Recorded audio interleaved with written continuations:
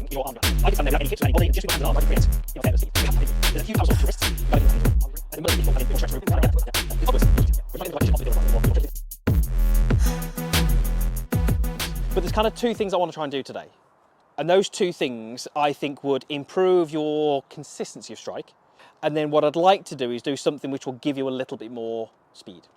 And the beauty with this is I don't think you'll have to feel like you're swinging it faster. I think we'll just put you in some positions which will naturally give you some more speed, and you'll hopefully say to me, I'm not trying any harder, but we'll get some more speed.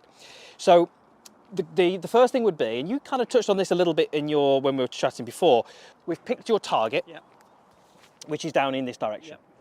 When your club hits the ball, it's tending to work across that line.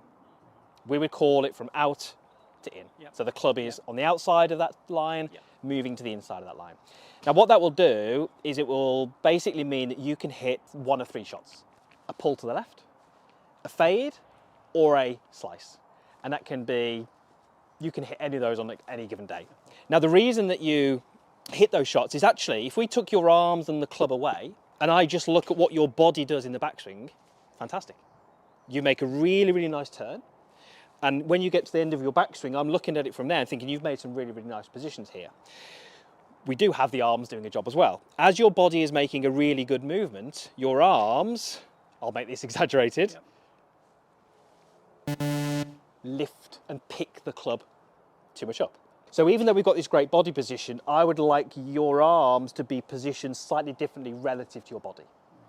And if we can do that, that's going to give you a much greater chance of getting the club to arrive at the ball from a bit of a place. Behind? It would feel more behind, yes. Okay, so I have had... Yeah, it will feel, I mean, if we exaggerate it, your arms are going this way, they're going to feel like they go more this way.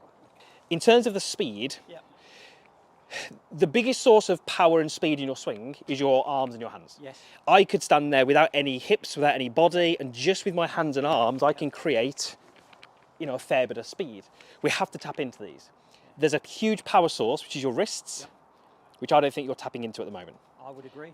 At the moment, if I was to make my backswing here, I'm looking at the angle between your arm and the club. You're more here. So you're not utilising this sort of angle. Do you call that hinge? Or wrist hinge, wrist cock, wrist set, whatever you want to be. What we need to find out, is it just simply that you're not doing that? Or is it because there's too much tension?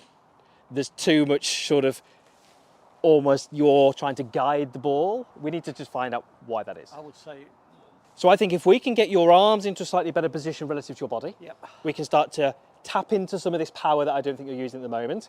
We'll be able to get a better delivery and a little bit more distance as well. Imagine you've got your 7-iron, so put your hands down there and take your setup and do that.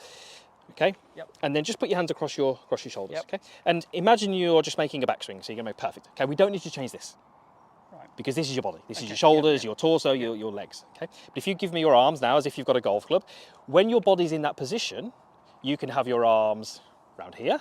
You can have them up here. You can have them in all different sorts of places. What's quite difficult in the golf swing is to figure out, well, actually, where do they need to be relative to my body? Where they are relative to your body will influence how the club is delivered. At the moment, and again, I'm going to make this a little bit worse, your arms are going too much up. So your right elbow gets too high, your arms get up here a little bit more.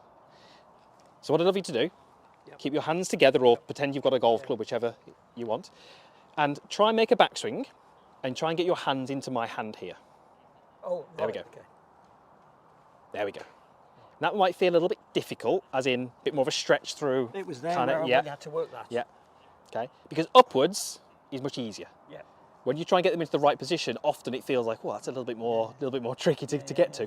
So if you think about my backswing, for me to get my hands going behind me, I've got more resistance than I have if I just lift them. Just move the club. Perfect. This is your starting point. So what we've done there is you've used your body to rotate, and that's put the club perfect. So for you to get the club into this perfect position, your hands and arms have actually done nothing. You've just used your body to rotate. Already at this point, your arms have started to sort of push the club out more this way. So you'll probably start to feel that difference in your kind of left arm. You'll feel it kind of coming away from your chest. So when you take your setup, the first thing I'd love you to do is be aware of the contact between your left arm and your chest, And in that takeaway, just maintain that contact. Beautiful, really good. I feel connected there. Perfect. I feel That's connected. Correct. That's really good. Now, as you continue your turn, you're going to try and feel as if you stretch these hands, what you feel is over into kind of this area here. Now, I'm going to move the ball out of the way. So I want you to go back to the start. And I just want you to go ahead and make me a swing all the way back and through where you're trying to do what you just felt. Okay, so, is that better? Yes, it definitely. Yeah, absolutely. There you go. Think about making a swing change. Yeah. You're here. Yeah. You really want to be able to go and play on the course with a quote-unquote better swing, shoot lower scores. Unfortunately, that's a little bit way off. There's steps that we have to take. So the first step is me just saying to you, don't hit a ball. Just can you show me what you want to do? Because if that little swing that you did then is exactly the same as what you'd done previously, my first thought is I've not explained it correctly or you've not understood it. So the fact that you've just done a swing, which looks how I want it to look, is brilliant, because that means we've ticked that first step. We've discussed something, you've grasped it, brilliant. Now we can start to introduce the golf ball. Now, what I would do is, even to go from what we've just done to hitting a shot with that new movement is quite difficult. So the next stage will be to say, let's break it down. So I would be getting you to stand here, feel that connection, feel that when you're turning, you're not reaching up, you're reaching back, and hit a shot, but with a pause at the top. So that would look something like this. You'd go set up, you'd go back, reach that position, and just go through. Doesn't matter where this goes. No. We're just looking to say, can we achieve a different top of the backswing position? I would give that 10 out of 10. Really? I would give that 10 out of 10. That changed how your club has delivered the ball. I'd give that 10 out of 10 again. Now, straight away, we picked up a bit of distance. Okay. Now, the reason we picked up distance is not because you're swinging faster. No, not at all. Is because what did we have at the start? I said you were swinging a little bit across the ball. Correct. Basic physics. I'm trying to get the speed in my club into the ball. That's not the best way to transfer that energy. What we've done is we've said, we don't like this. We've now got this. So straight away, the energy from your club is getting into the ball more efficiently. Lovely, really good.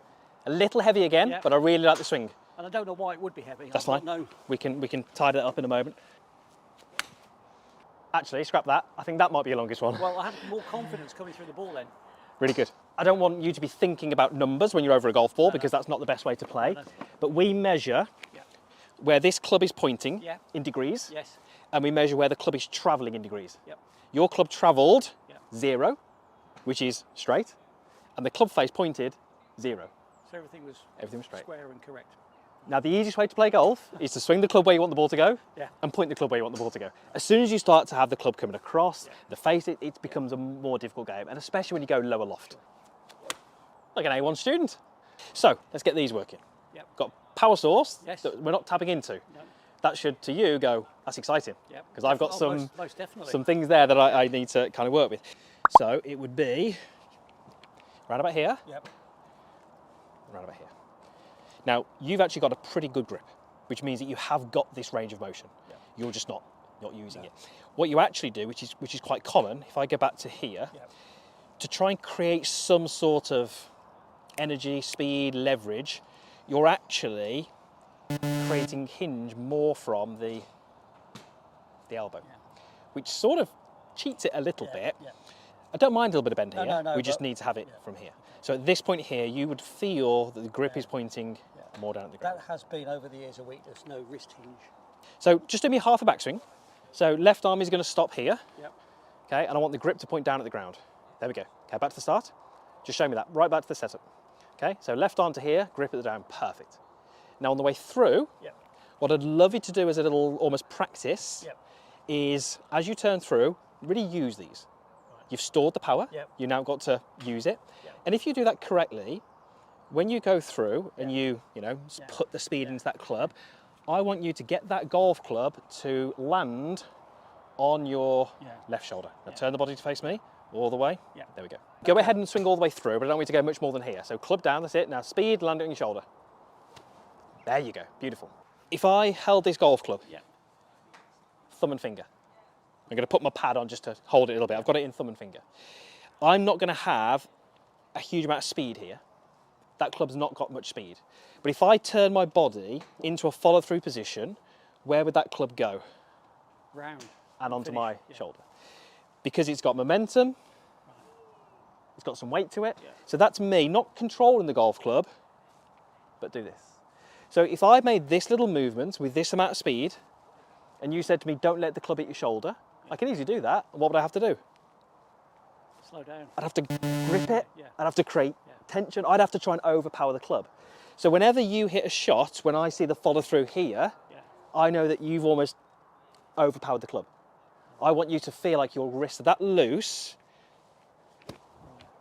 that the club is kind of landing on your shoulder. Almost to the point where it's not because you're trying to, it's because that's where the club is trying to go. So there might be a little case here of actually thinking about grip pressure and thinking about loosening that a little bit. Going grip down Yeah. onto the shoulder. Better. Lovely, really good. Okay, that was good. Okay. So what we've done Yeah. is effectively taken you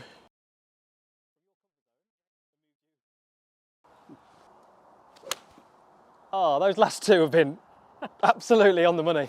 That extra, whatever that is through the air, that extra sort of 13, 14 yards is key because it means you're going in with an 8 iron rather than a 6 iron, something like